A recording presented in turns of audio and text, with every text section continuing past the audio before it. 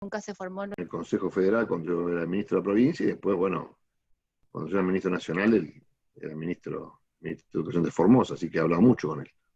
Y coincido. A ver, perdón. Alejandra, hay muchas que dicen que no pueden entrar, que sale código incorrecto. Ahí ya mandé de nuevo Estoy todo. mandando. Estoy Bueno. mandando a todo lo que puedo, a todos los que puedo, que mandé antes. De todo de nuevo. Por eso Lo estoy no quiero mandando darle el uno tiempo por al uno. equipo porque sé que a las 6. Ahí Marta Varela está poniendo también. Ahí lo acabo de mandar al grupo yo. Sí, yo tengo que salir a las 6 porque tengo que atender a Chiche. ¿Cómo? Bueno, a las que ya pudieron ingresar, que son muchas, a pesar del horrible día que nos tocó hoy entre la marcha, entre lo que está pasando en el Congreso, que la verdad que es muy lamentable, no las dejaron poner la carpa, y a pesar de que habían pedido la autorización, no dejaron poner la carpa, y sinceramente me parece una aberración lo que está pasando en este momento. Pero bueno, hoy una charla con Alejandro, se tiene que ir a las 6 porque él es el vocero del gobierno de la ciudad con relación al tema educación, con lo que está pasando también en el país y con el pedido que hicimos nosotros para que los chicos, algunos chicos, los que no tuvieron internet, pudieran acceder a tener clases.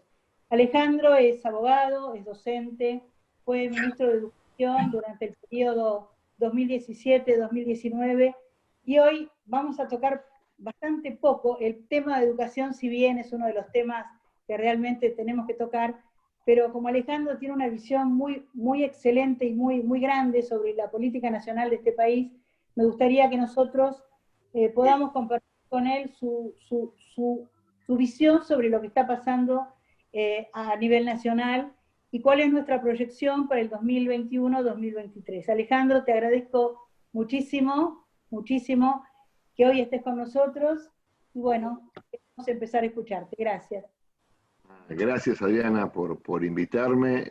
Debo confesar que estoy un poco intimidado en términos de ser el único hombre entre tantas mujeres, pero bueno, voy a tratar de sobrellevarlo de la mejor manera posible. Vamos a ayudar. Gracias, Cristina. A ver, nosotros, Argentina tiene muchos problemas de toda índole, ¿no? De hecho, su principal problema es su potencialidad, aunque parezca increíble, cuando uno habla con un observador extranjero, una de las cosas más difíciles de explicar en nuestro país es el fracaso en la abundancia, ¿no? Un etíope, por ejemplo, les explica a ustedes muy rápidamente por qué es pobre, básicamente porque en su país solo hay arena, ni agua. Justamente acá estábamos hablando con Alejandra de Formosa, donde hay chicos que padecen, como en el Chaco, la escasez de agua potable, siendo que están parados arriba del mayor acuífero de agua potable del mundo, ¿no? Es ridículo. En Argentina, básicamente, que una persona sea pobre es inmoral. Es inmoral. No hay forma de justificar la pobreza en Argentina. ¿Cuál es la principal cuestión que nos está dañando hoy en Argentina? La principal cuestión es la dualidad del gobierno, es decir, ese monstruo de dos cabezas que tiene el gobierno, una aparente y una real, ¿no?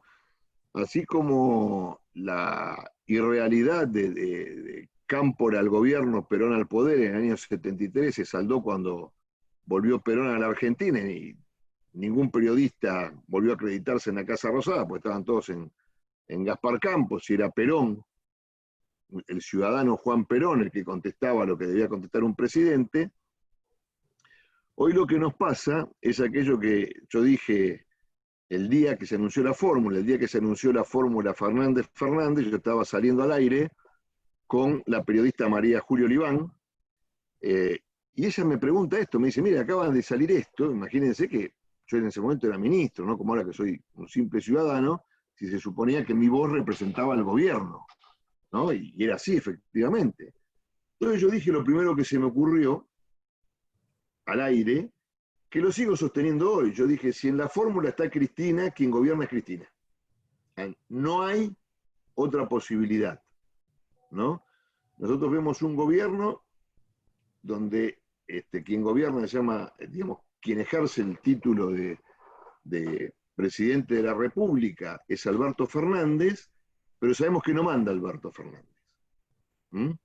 Y yo no sé, supongo que en algún momento el actual presidente habrá pensado, habrá tenido la esperanza de independizarse, por decirlo de alguna manera, de su patrocinadora, pero claramente Cristina ha demostrado ser una persona de una inteligencia política muy importante. Después que estemos de acuerdo o no con ella, es otra cosa, porque no es solamente que ella se ha colocado en el papel de vicepresidente, es decir, de quien toca la campanita en el Senado, sino que ella controla el Senado, a través de su hijo puede hacer abortar cualquier iniciativa del presidente en la Cámara de Diputados, ha puesto a su gente en los lugares claves en cuanto a manejo de poder, digamos, ANSES, PAMI, ha colocado a personas clave también en ministerios. Los ministerios han sido loteados. Yo no tengo recuerdo de esto, ¿no? De algo así. Si ustedes ven, educación, saltó la perdiz el otro día por la renuncia de Arana Puigros, pero es así. Uno en general, el presidente lo designa ministro y uno arma su equipo. El presidente en todo caso puede decir, mirá, me gustaría que estuviese esta persona, o como en mi caso, bueno, Bullrich y yo veníamos del mismo lugar, entonces la gente que estaba en ese ministerio básicamente había sido compañera mía en anteriores gestiones, digo, compartíamos una mirada en común, pero cuando también tuve que hacer un enroque con un funcionario, cambiar un funcionario, a mí el presidente no me llamó, no me dijo por qué hiciste esto. Pero acá se han loteado, es decir, al que le tocó el ministro, el otro puso los secretarios de Estado, entonces es muy difícil. ¿Quién maneja justicia?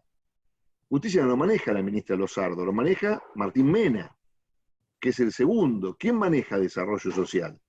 Y así podemos tener o dar un montón de ejemplos. Pero además hay distintas concepciones sobre lo que es el gobierno y sobre lo que es el poder. Entonces, ese es el problema que hoy tiene el gobierno nacional.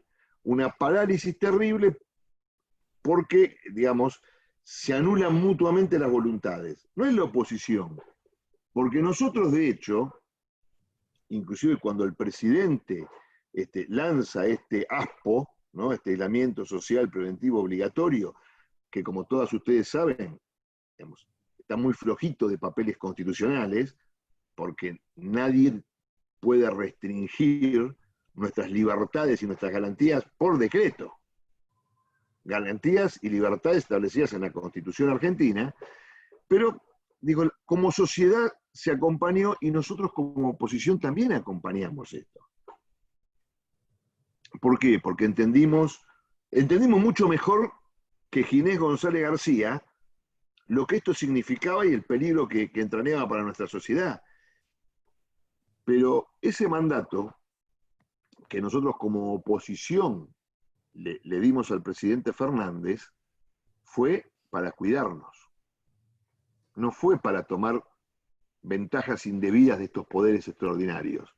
Es decir, para liberar 2.000 presos, para intentar adoctrinar a nuestros chicos con los cuadernillos, para meterse en un poder que no corresponde, como el poder judicial, para intentar una reforma judicial que consagre la impunidad, para quedarse con una empresa privada, ¿no?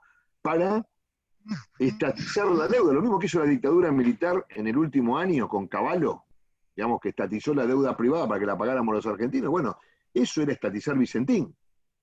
Era estatizar un pasivo enorme, que si Vicentín tiene ese pasivo, bueno, que lo arregle con sus acreedores Vicentín.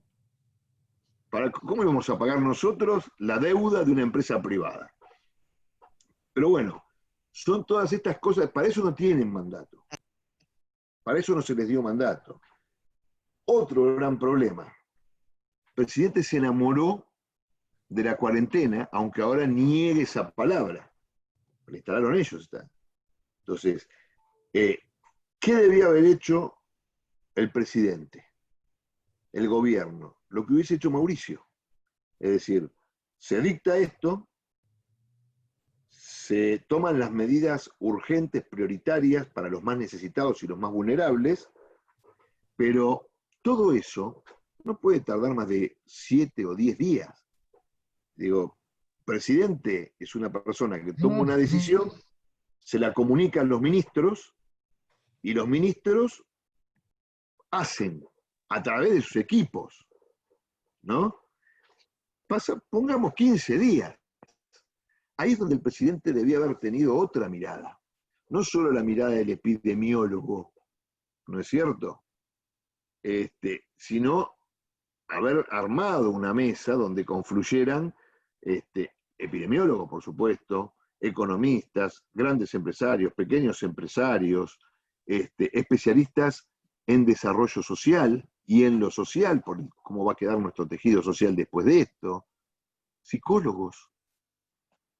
Porque cuando el presidente le contestó mal a Silvia Mercado, cuando ella le preguntó por la angustia de la gente, a ver, un presidente, un ministro, un secretario de Estado, no toma decisiones meramente administrativas del estilo ¿a dónde va el sello en el folio del expediente?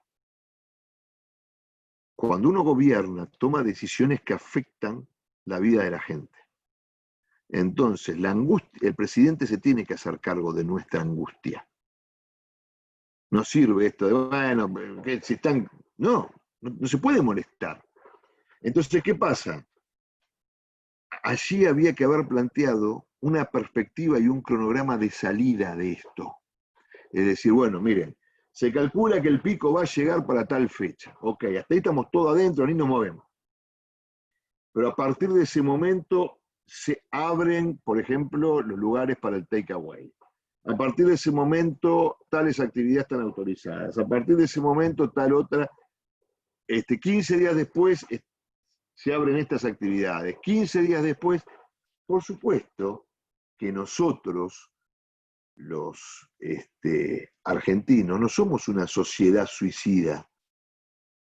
A ver si el presidente y Cristina creen que nosotros tenemos muchas ganas de salir en este momento corriendo a la calle a abrazar gente para contagiarnos y morirnos.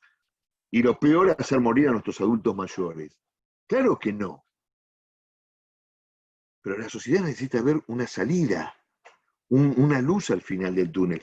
Si ese cronograma después debía ser alterado, porque por ejemplo había un pico inusitado de casos, de muertes, etcétera, bueno, claramente el presidente, cadena nacional, miren, pasó esto, vamos a retrasar 15 días, un mes todo. La sociedad lo hubiese entendido.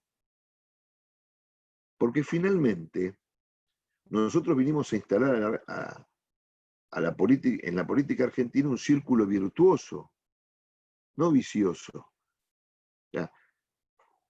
Ese círculo virtuoso tiene que implicar que uno quiera que le vaya bien a quien gobierne.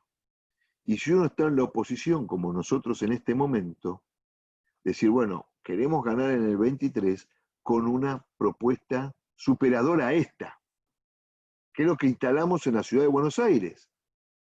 Fíjense que tanto en la primera elección de Horacio Rodríguez Larreta como en su reelección, la discusión fue básicamente sobre el modelo de ciudad. Entonces, y los demás, salvo como siempre disruptivamente el kirchnerismo, que hacían ese cantito de que Larreta ya fue, si vos querés, los demás trataban de proponer algo. Y la ciudadanía me dijo, no, mira, la verdad que estoy cómodo así. Porque esta persona hace. Y finalmente, la situación de Juntos por el Cambio. En primer lugar, Juntos por el Cambio ya ha obtenido un gran triunfo, algo que yo valoro muchísimo y que todos debemos valorar, pero es tan importante para nosotros como el pan y el agua, que es la unidad. La unidad. Todos apostaban a que en 3 meses Juntos por el Cambio dejaba de existir. Porque cuando uno está en el gobierno es como que es un poco más fácil contener, ¿no? Si Juntos por el Cambio se hubiese quebrado, si hoy estuviese el PRO por un lado, la Unión Cívica Radical por el otro, la coalición por el otro, seríamos todas expresiones, ¿sí?, minoritarias sin posibilidades de pelear por el gobierno en el 23, claramente. Y eso nos lleva ya a mi reflexión final, que es la siguiente. Nosotros debemos reflexionar sobre nuestras prácticas en el gobierno, en qué nos equivocamos, qué cosas pudimos haber hecho y no hicimos, qué cosas no hicimos porque no pudimos, recuerden que nunca tuvimos mayoría en las cámaras, y qué cosas hicimos bien y de las que tenemos que sentirnos profundamente orgullosos, ¿sí? Y en segundo lugar, saber que para ganar en el 23 y continuar el proceso de cambio, nosotros tenemos que representar a la mitad más uno de los argentinos. El 41% que logramos en octubre, como dirían mis hijos, fue épico. ¿Sí? Épico. Recuerden ustedes con los indicadores que llegamos a esa elección, ¿no? Fue épico. Y demostró que había un montón de gente que bancaba el cambio, pero con ese 41% no ganamos. Después, si la oposición se divide, si el gobierno se divide, es otra cosa, te dará un margen mayor de acción, pero nosotros tenemos que aspirar a representar a la mitad más uno. Y para eso tenemos que seguir creciendo hacia el centro sin perder el voto propio. Y para eso tenemos que ser todos muy generosos. Muy generosos me refiero a aprender a convivir. Saber, por ejemplo, que se plantea nuevamente la ley de aborto, y lo digo porque creo que es un tema caro a ustedes las mujeres, bueno, habrá algunas que estén a favor y otras que estén en contra, y por eso no tenemos que arrancarnos los ojos. Y saber que es mucho más fácil en otros temas opinar para mí, que soy un ciudadano, profesor, abogado, historiador, que para Rodríguez Larreta, que gobierna y que ha perdido 90.000 millones de pesos en recaudación en lo que va del año. Tenemos que comprendernos, ¿se entiende? Porque es fácil decir, pero Horacio se tenía que haber levantado cuando Kicillof ese maleducado. Sí, recuerden que Horacio siempre piensa en lo que es mejor para los vecinos de Buenos Aires. Para los vecinos de Buenos Aires hubiese sido una catástrofe que Horacio levantara ese día. ¿Sí? Ahora, y también quienes gobiernan comprender que a lo mejor quienes no están gobernando pueden tener una posición a lo mejor un poco más dura, ¿no? Pero que todos juntos somos juntos por el cambio y que nos necesitamos todos, que no solo no podemos perder a nadie, sino que tenemos que sumar al otro. Bueno, hasta acá yo hice un breve paneo, porque una de las cosas que he aprendido con la infinidad de Zoom que estoy haciendo es que es mucho más rico el diálogo que el monólogo. ¿Mm? Así que bueno, gracias. Ok, bueno, ahora vamos a hacer algunas preguntas. Yo te quería preguntar si realmente vos creés que existe una unión, tanto internamente dentro del PRO como con Juntos por el Cambio, porque nosotros vemos, como militantes, como dirigentes, que hay algunas, algunas líneas que se van armando, algunas cosas que no parece que estuviéramos todos unidos. Bueno, es muy interesante lo que planteas, Adriana. Ahora, la realidad es esta. En cualquier espacio político democrático hay diferencias. ¿Sí? No había diferencias en el estalinismo, era obvio, porque el padrecito de los pueblos, cuando vos te oponías, si le caías bien te mandaba preso a Siberia y si no te mataba. Digamos, no había disidencias en el estalinismo, no había disidencias en el nazismo, por ejemplo. Ahora, en un partido o en un espacio pluralista y democrático hay diferencias. ¿Cómo se saldan las diferencias? Hablando. ¿Sí? Yo a veces veo las cosas que se escriben en algunos medios y digo, ¿cómo, a quién se le ocurrió esto? Porque yo conozco cómo fue, conozco quién habló, conozco quién dijo, no fue así. ¿Sí? Entonces, lo que hay que hacer con las diferencias es discutirlas. A ver, yo en mi exposición hablé de la profunda interna que tiene el gobierno nacional. Lo que pasa es que ellos la sepultan. Y eso está mal. Digo, está bien que opinemos diferentes dentro de un mismo espacio político. Lo que nos une tienen que ser valores que sí no son negociables. Por ejemplo, el valor de la república, el valor de la democracia, el valor de la libertad. Esos son valores que no son negociables, digamos. Si dentro de nuestro espacio político surgiera de repente una mirada que quisiese volver a los golpes militares, claramente esa persona no tendría que estar dentro de nuestro espacio porque no representa nuestros valores. Ahora, que tengamos miradas diferentes, por ejemplo, sobre la salida de la pandemia, del ASPO, no está mal. Que tengamos miradas diferentes sobre cómo lidiar con determinadas cuestiones, no está mal. Ahora, fíjense ustedes, por ejemplo, los temas trascendentes, Vicentín, o la reforma judicial. No hay diferencias. No. No hay diferencias. Hemos salido fuertemente todos en contra de estos temas. Y después sí, va a haber temas controversiales, pero también lo sabía en el gobierno. Y sinceramente para mí no está mal, porque además obliga a algo que es maravilloso en la política, que es el diálogo, que es el convencer al otro, que es la seducción del otro, que es el acuerdo. Este es el único país del mundo donde la palabra pacto y acuerdo parecieran malas palabras. Es verdad. En cualquier país democrático del mundo, cuando uno dice pactaron, acordaron, es una buena noticia. Acá en la Argentina pareció una mala palabra. A mí es algo que me encanta. A mí me parece bien. Vos, Adriana, has sido legisladora, está Marta Varela, que fue senadora, digo, no es que uno tiene un proyecto y dice, bueno, acá está, vótenlo. Eso te obliga al ejercicio de, sí, yo te votaría, pero la cláusula segunda o el inciso segundo del tercer artículo, si vos me lo cambiás, sí, mira, el pase te lo cambio a vos, no me votan aquello, pero ¿por qué no? Ese es el arte de la política. Por favor, lean Maquiavelo.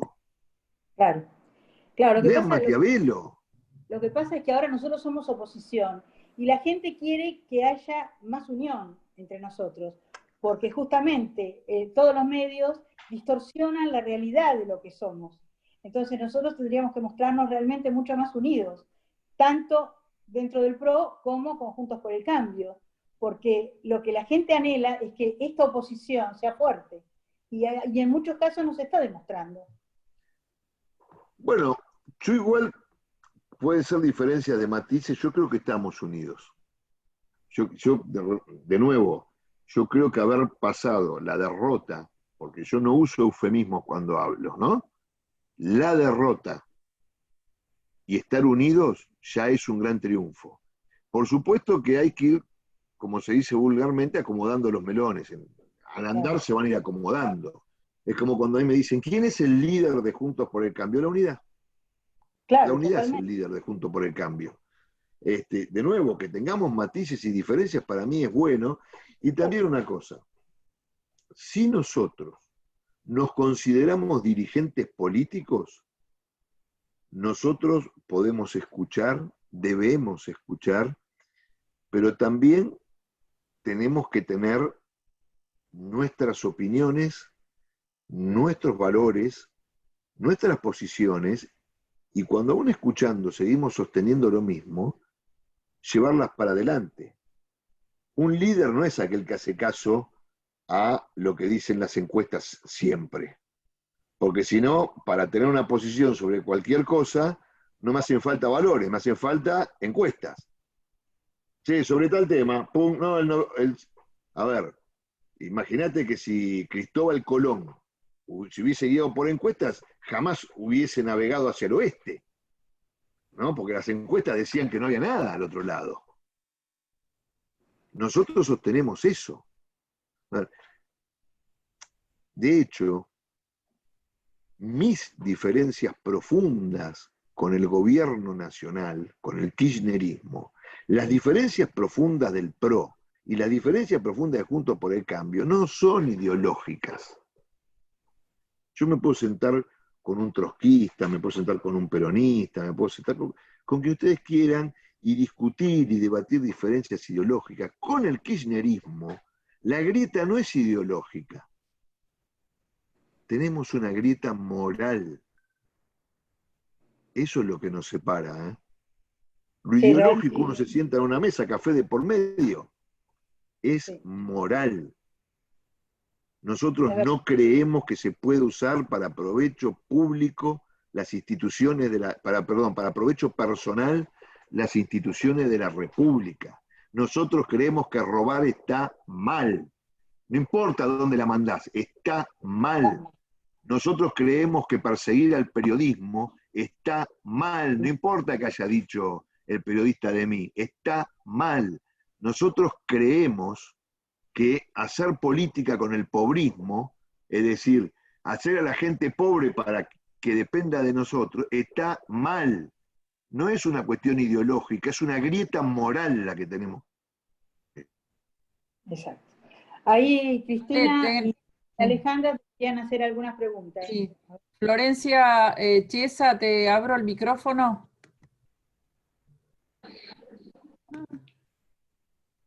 Bueno, ahí está. Hola, ¿qué tal? Buenas tardes. Hola, Florencia. Justo, Alejandro, lo que dijiste vos era un poco lo que yo venía pensando con lo que surgió ayer y hoy respecto a lo que querían hacer acá en el gobierno de la ciudad con los chicos que se quedaron sin poder ir a clase o tomar las clases virtuales, lo que quiso hacer Larreta de empezar a darles clases para que puedan hacer las clases presenciales, y Trota le dijo que no. La verdad que ahí es donde vos te das cuenta la grieta moral, porque por no dejar ser o que se destaque la provincia, o sea, Capital Federal, en relación a provincia, dijo que no, y no le importa a esos nenes que se van a quedar sin clases, que hace meses que vienen un apoyo. Es como que se siente que lo que ellos quieren es que dependan de ellos nada más. Es lo que a mí me hace sentido. La verdad que me dio mucha angustia. Yo tengo suerte de estar acá en Capital, de mi hija tuvo suerte de tener su computadora que le dio el gobierno de la ciudad y poderlas hacer las clases virtuales, pero hay nenes que no. Y la verdad que nosotros tuvimos la reunión de fin de cuatrimestre a directora del colegio y había dicho que estaban preparándose con los protocolos. Quirós dice que evaluó los protocolos de los colegios y que podían volver a hacer clases. Ahora no, como nada más que Capital y en provincia no están preparados, entonces nada. La verdad que es horrible vivir así. Bueno, es que igual justamente, Florencia, yo creo que hay que mirarlo con otro foco, ¿sí? Es pública mi posición sobre Cetera y sobre que Cetera, cuando gobierna el kirchnerismo, Cetera gobierna el sistema educativo, así que pueden ver mis publicaciones y todo, no parece una pérdida de tiempo. Ustedes saben lo que pienso yo. Ahora, el problema no es la computadora. La computadora sí o la computadora no. Ustedes se creen que Larreta está pijoteando 6.500 computadoras. No. La cuestión es que un chico que no ha tenido escolarización durante todo el año necesita el acompañamiento pedagógico del docente, necesita estar en el único y exclusivo nodo educativo que conozco, que es la escuela. O sea, vos agarrás a estos chicos que no tuvieron clase en todo el año, que no tuvieron contacto con la escuela, y decís, toma una computadora, anda a tu casa, arreglate. Es increíble. No. Es increíble que el Ministerio de Educación de la Nación y un gremio que se supone que dice defender a los docentes, lo que están diciendo acá es que el docente es prescindible. Es decir, no formemos más docentes, porque yo le doy la computadora a los pibes y que se arreglen. No, no, no. Estos chicos que no han tenido escolarización necesitan al docente. La computadora es un instrumento. La conectividad puede ser un derecho humano básico, no lo niego. Eso tiene que estar. Ahora, dar computadoras a los chicos es un programa de desarrollo social, no de educación. Para que sea educativo tiene que tener lógica educativa. Tienen que estar los docentes. Ese chico tiene que ir a la escuela y estar con su maestra, con su maestro, que lo guíe en el proceso de enseñanza-aprendizaje, ¿no? Es una gran muestra de hipocresía lo que hizo el gobierno nacional con esta, que además... No, aparte es terrible, y haber escuchado el audio de él con los gremios diciéndoles, en esto, o sea, apóyenme a mí, ellos que se peleen con los padres, con las cooperadoras, con los nenes. Es de terror. La verdad que es lamentable escuchar eso. Sí, lo que es más lamentable es ver una persona que está investido como ministro, que es un gran honor ser ministro de la Nación, tenerle pánico a Cetera. Claro. Es tremendo, es tremendo. Como ustedes sabrán...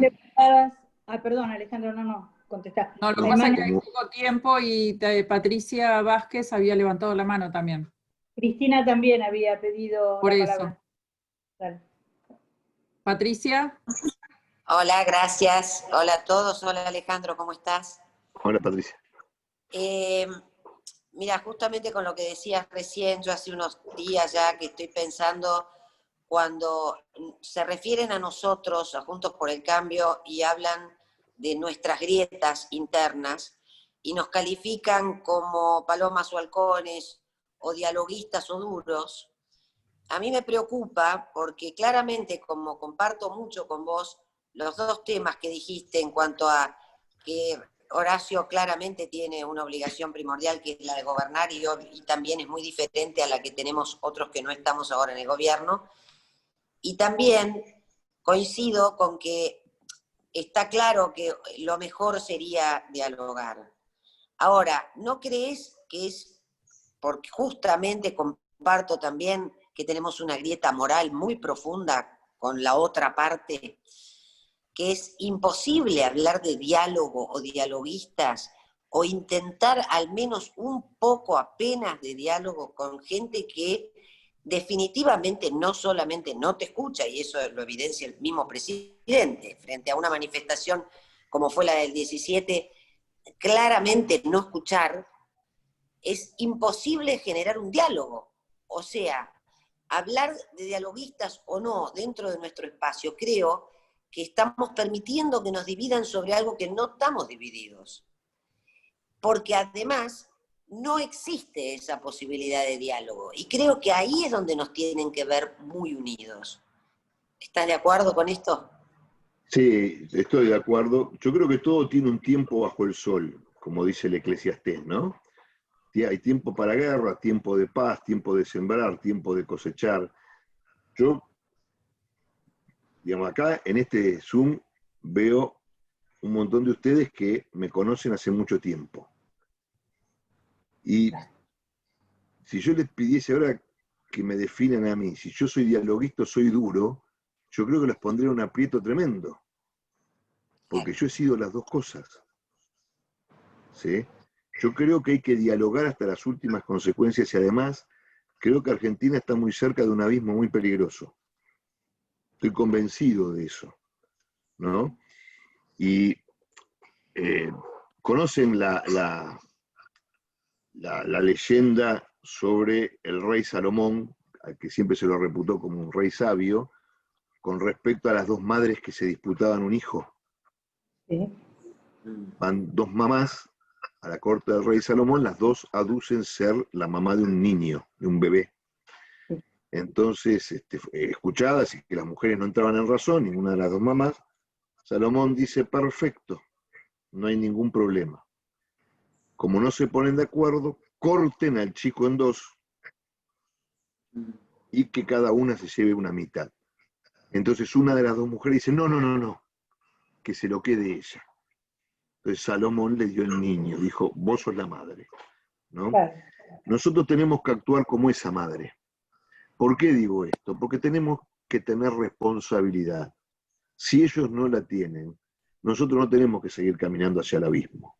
Digo, ustedes han visto una polémica que yo tuve seguramente la semana pasada con Cetera, está bien, pero también hay veces que bajar un poco los decibeles sin dejar de ser firmes. ¿Sí? ¿Por qué? Porque si esto explota y estalla en una crisis de proporciones bíblicas, ¿m? Los que salen perjudicados, los que salimos perjudicados somos todos, y volvemos a tirar al país 100 años atrás, ¿no? Yo a veces, la verdad que no tengo por costumbre contestar, ¿no? Lo que me ponen en mis redes sociales, ni a aquellos que me insultan porque son kirchneristas, qué sé yo, pero tampoco a aquellos propios que a veces me dicen, no, porque acá lo que hay que hacer es terminar, ustedes no hacen nada. A ver, votamos en contra de los proyectos en las cámaras de diputados. Nos hemos movilizado cuando nos tenemos que movilizar. Hacemos las denuncias que tenemos que hacer. Por ejemplo, en mi caso, yo soy un ciudadano, no tengo ningún cargo. Digo, ahora estoy saliendo, por eso me tengo que ir a las 6, porque voy a salir con Chiche, estoy hablando con el de La Nación, acabo de hacer un posteo en Facebook, acabo de hacer un posteo en Twitter. Es lo que puedo hacer desde mi humilde posición. ¿Por qué? Porque algunas de esas personas tienen posiciones pro-golpistas. ¿Y qué quieren que hagamos?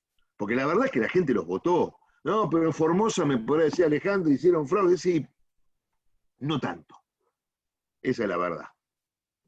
No tanto. No tanto, y sinceramente, nosotros en algún momento dejamos de ejercitar el rol de la escucha.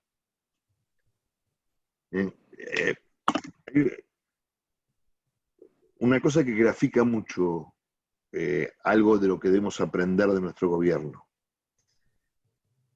El líder marca el rumbo, y el rumbo era bueno. El rumbo era bueno. De hecho, si nosotros hubiésemos ganado las pasos, hubiese bajado el riesgo país, no hubiese subido el dólar. Hoy estaríamos... El rumbo era bueno. El líder había marcado el rumbo y el rumbo era bueno. Pero el ritmo lo marca el último de la fila. ¿A qué me refiero con esto? El inmenso cambio cultural que nosotros vinimos a traer a la Argentina, claramente no se podía hacer en 4 años.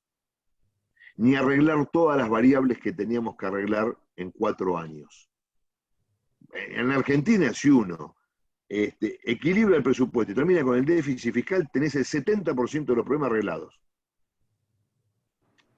Pero no supimos escuchar al último de la fila.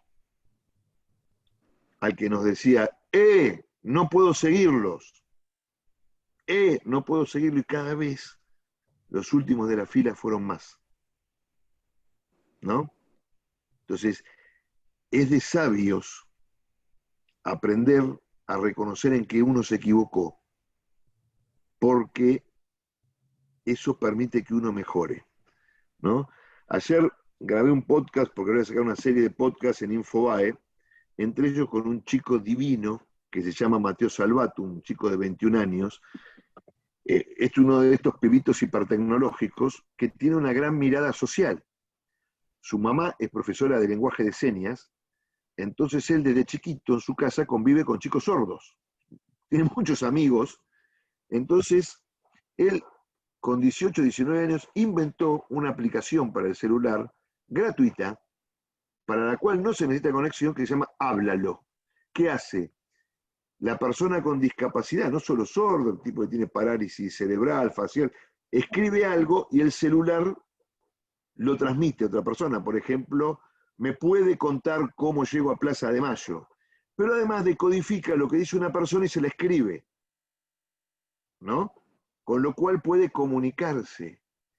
Y este chico me decía, nosotros mandamos una sonda a Marte, pero no podíamos hacer que una persona con discapacidad vaya a la vuelta de su casa a comprar una docena de medialunas. ¿No? Entonces, y él me decía ayer, sí, exactamente, y él me decía ayer justamente esto, ¿no? Él me decía que para ellos, para su generación, el error es fundamental. Yo tengo 52 años, ¿no? Y cuando yo era chico, el error era algo malo. Los castigaban por el error. La pedagogía castigaba por el error. En cambio, ellos te dicen que para ellos el error es la forma de aprender. Cada una de ustedes tendrá hijos, nietos, ¿no? Yo qué sé yo, criado en esa lógica, compro un instrumento electrónico, compro un televisor, una computadora, entonces ¿yo qué hago? Agarro el televisor, me pongo los anteojos, agarro el manual y empiezo a leer el manual. Entonces viene mi hijo, uy, qué bueno, pa, esto, qué sé yo, dame control. No, pará, no toques nada, no toques nada. Y de repente, plum, la pantalla negra. ¿Ves que te dije? Te dije. ¿Lo rompiste? No, papá, no seas boludo, fíjate, y mirá, porque es la lógica de aprender. Bueno, los errores cometidos nos tienen que iluminar el futuro para la propuesta del 2023. Perfecto. Vale. Gastón quería hablar. Gastón, Eso. por favor. Hay un infiltrado. No, hay varios. No soy un infiltrado, no te preocupes, Alejandro. Bueno, ante todo agradecerte un montón, la verdad, uno de mis referentes, me animo a decir, uno de mis referentes favoritos de Juntos por el Cambio, y nos encontramos en la marcha de Jujuy a principio de año, nos saludamos y tengo una foto con vos, así que es un placer. Gracias. Bueno, nada, súper contento de estar acá, entré ahí, me puse a escuchar y un orgullo. Y bueno, primero, hacerte dos consultas. Una tiene que ver con el ámbito de lo universitario. Soy estudiante universitario, estudio arquitectura en la UBA, y bueno, tenemos ganas de ya empezar a activar algo un poquito más fuerte en las universidades, y yo a veces cuando leo las problemáticas universitarias, me refiero de ver en la realidad, el día a día, ¿no? Digo, ¿cuánto pro que hace falta acá adentro, no? ¿Cuánto pro que hace falta para gestionar, para hacer, para darle un enfoque programático a las cosas y para empezar a pensar soluciones reales? Más allá, viste, uno a veces, muchas veces se cruza con el chamullo. Nuestro centro de estudiantes es muy bueno, es un centro radical, reformista, pero la verdad es que uno busca que haya una tendencia pro. Yo me acuerdo, creo que acá lo veo a Agustín Dovici, que yo me contacté con él, pero nada, estaría bueno, lo quería comentar de vuelta para saber, para tener más información de cómo puedo hacer para aportar algo al armado en la FADU. Por un lado, quería decirte eso, sé que vos estás en el área de educación y te lo quería comentar. Y por otra parte, bueno, acá tengo el placer de estar con mi referente, con una persona que quiero mucho, que es Cris Gorge, que la verdad es una genia y que la adoro y me inició en todo este camino. Y bueno, estamos ahí construyendo desde el proyecto de su asociación ALE, construyendo muchos proyectos de educación y todo. Bueno, la idea es ahora en la pandemia, con todo este tema de la educación virtual y todo, con donaciones y todo, estamos pensando en construir un aula 2.0 para la gente del Bajo Flores, para que los comedores y los chicos de ahí puedan acceder a un aula, aunque sea con 2 o 3 computadoras que estamos consiguiendo, que nos donaron, y algunas que otras cosas, un proyector, algún detalle, como para revolucionar un poco el paradigma educativo. Creo que estamos de acuerdo en que la educación revoluciona, es la clave de todo. Entonces, te queríamos comentar esto por un lado, por otra parte, preguntarte un consejo, una sugerencia, un aporte, si te interesa conocer el proyecto más adelante, y eso. Agradecerte un montón y decirte que bueno, te admiro muchísimo, Alejandro. Muchas gracias. Bueno, y después que Gracias hables, por... vamos a hacer que Cristina haga una pregunta que hace rato está pidiendo, y después te vamos a despedir porque sabemos que tenés ese programa de televisión, Ale. No, radio creo que es, ¿eh? Bueno, perfecto. Decinos Cristina. dónde, así te escuchamos. Es con Chiche, no sé, Chiche Hellblum, no sé en qué radio está. Googleenlo, porque no sé, viste, me llaman, me pasan. Solo alguien te quería preguntar, nos llegó una convocatoria de Educación Pro que lo estabas organizando vos, ECO, queríamos saber qué necesitás, cómo podemos estar, que siempre estuvimos desde Educambio hasta hoy, y acá hay mucha gente de esa época, cuando empezamos todos juntos, ¿qué podemos hacer, no? Bien, Cris, a ver, primero gracias por las palabras, Gastón, Cris, Un con placer. vos y con otras personas que sí estoy viendo acá, por ahí está Besada, empezamos hace 17 años. 8, sí. 18 años con esto. No, a ver, digamos, este sistema ecoeducativo, este ecosistema educativo que estamos armando, estamos viendo si de una vez por todas podemos armar esa gran agrupación nacional docente, ¿no? Así que ahí comunicate con Leandro Goloyeski. No sé quién es. Bueno, está Agustín Dovici. Que Después aún me lo pasa. Y, Sí. y vamos para adelante. Acá el tema es ir para adelante. Y Gastón lo mismo. Hablar con Agustín para ponerse en contacto, porque estamos avanzando. O sea, la única limitación que tenemos es la personal del COVID, digamos, ¿no? Obvio. Porque, pero igual hemos avanzado muchísimo. Ale, varias veces que nos juntamos con Patricia en diferentes Zoom, que le interesa obviamente mucho la educación, nos decían que vos estabas a la cabeza, cosa que nos tranquilizó, pero bueno, nosotros hace tiempo que estamos rodeados de docentes, que transformamos Educando en docentes pro, docentes siglo XXI, y la historia, viste que como es muy difícil la docencia y el pro. Entonces, bueno, ya los que tenemos no perderlo, buscar estrategias para poder hacerlo juntos, ¿no? Sí, por eso, por ejemplo, vos tenés docentes comprometidos, Educambio, Sí, todo. Cada uno siga manteniendo su particularidad, su nombre. Por eso acá pusimos ecosistema educativo, porque dentro de un ecosistema entramos todos. De hecho, no solo los docentes, sino auxiliares de portería, más adelante la padres, claro. Y claro, la familia es fundamental. Perfecto. ¿No? Así que nada, fíjense con Agustín para ponerse en contacto, vos con Goloyeski y él con Barbie Fleming. Porque Bien, dale. Y vamos para adelante. Cuando quieras hacemos un Zoom bien docente. Dale. Sí, arreglen con Agustín y con Vale. Leandro. Perfecto, bárbaro. Abrazos a la familia. Gracias, Ale, gracias. Bueno, Alejandro, te queremos dejar justo para que puedas ir al programa de radio o hacer el Zoom. Y realmente, sos siempre tan, pero tan claro, tan específico y decís lo que realmente tenemos ganas de escuchar, porque es lo que nosotros todos pensamos. Te agradezco enormemente y desde ya me parece que vamos a repetir algún Zoom con vos. Bueno, gracias. La verdad, gracias a todas. Para mí fue un placer. Ustedes saben que yo siempre digo que las mujeres tienen una fortaleza de la que carecemos los hombres, ¿no? Las mujeres son mucho más fuertes que los hombres. De hecho, a mí, ustedes saben que yo soy historiador y siempre me hinchó mucho esa frase de detrás de un gran hombre, siempre una gran mujer. Mentira. Hay grandes mujeres de la historia, que si quieren algún día hablamos de grandes mujeres de la historia, que han sido grandes por ellas, a pesar de los hombres inclusive, ¿no? Pero ustedes tienen una fuerza y una convicción tan grande, las mujeres, y una capacidad de sacrificio que son fundamentales para la construcción de un país como el que nosotros queremos, ¿no? La realidad y la verdad es que tenemos que seguir dando la batalla cultural. ¿Dónde? En todos lados. En todos lados.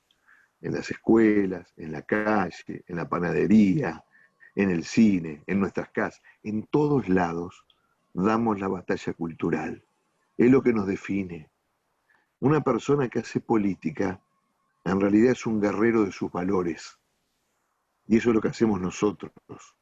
Entonces, lo importante, si ustedes me preguntasen a mí, Alejandro, ¿de qué estás más orgulloso de lo que has conseguido en tu vida política? muchos dirían, bueno, este tipo va a contestar haber sido ministro nacional, haber acompañado a Mauricio, haber sido ministro de la provincia con María Eugenia. ¿Saben que no? Por supuesto que eso lo valoro muchísimo. Eso lo valoro muchísimo. Lo que más orgulloso me pone a mí, de los 37 años que llevo haciendo política, es que cuando me pego una ducha, me arden las cicatrices. Y eso me hace sentir vivo, y eso hace que sienta que mi vida en la política tuvo sentido. Porque alguien que no peleó no tiene cicatrices. Entonces, vamos con ustedes, con todas ustedes, vamos para adelante a llenarnos de cicatrices. Nunca se olviden, nunca se Muy olviden. micrófono abierto, podemos aplaudir todos. Bueno, no es para tanto. Y me despido de todas ustedes con una frase que no es mía, que es de William Shakespeare, en una obra que se llama El Julio César, que dice que los cobardes mueren muchas veces antes de morir, los valientes tan solo una vez. Así que seamos valientes, que queda mucho. Muchas gracias a todas por este Zoom maravilloso. Son muy generosas conmigo. Gracias a vos. Lo repitamos, lo tenemos que repetir. El infiltrado te saluda también, Ale. Chao, Gastón. Chao. Chao. Genial, gracias. Chau, chau, chau.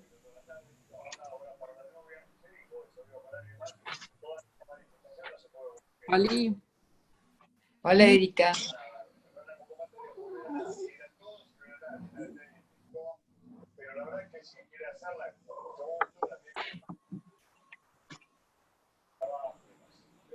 Muy buena charla, me encantó. Sí. Excelente. Alicia, vos tenés la grabación, yo te la puse, te la pasé. Bueno, gracias. Gracias, Alicia, por el Zoom. Gracias. Nos Chao, vemos. Gracias, Chao, chicas. Santilli, ahora. Por favor, es un gusto. Me encantó la reunión y tenemos que repetirla. Juntemos. Obvio. Dale. Ok. Bueno, cuando Y vas Pide a la grabación ahí, Ali. Pide la grabación, que capaz se lo podemos pasar a los invitados. Ahora cuando yo Sí, sí. cierro, después me la pasás. Exacto, espera, porque tengo que pasarla a YouTube, si no, no la paso. Ok. Ah. Dale. Hay que subirla, si no, no da es muy pesada y no te la puedo pasar. Yo tengo Claro. canal. La bajo, te la mando. Yo tengo Dale. canal de YouTube, por las dudas. Bueno, está bien, pero el tema es que cómo... Bueno, ahora hablamos. Lo cierro esto. Bueno, Está bien. gracias. Bueno, un Gracias, besito a Adriana. Sí, todas. Chao. Ali, no te escuché. Chao, Gracias. Cris. Chao. Hasta Chao, luego. Cris. Chao, Alicia. Chao, chicas. Chao, Cris. Chao, Silvia.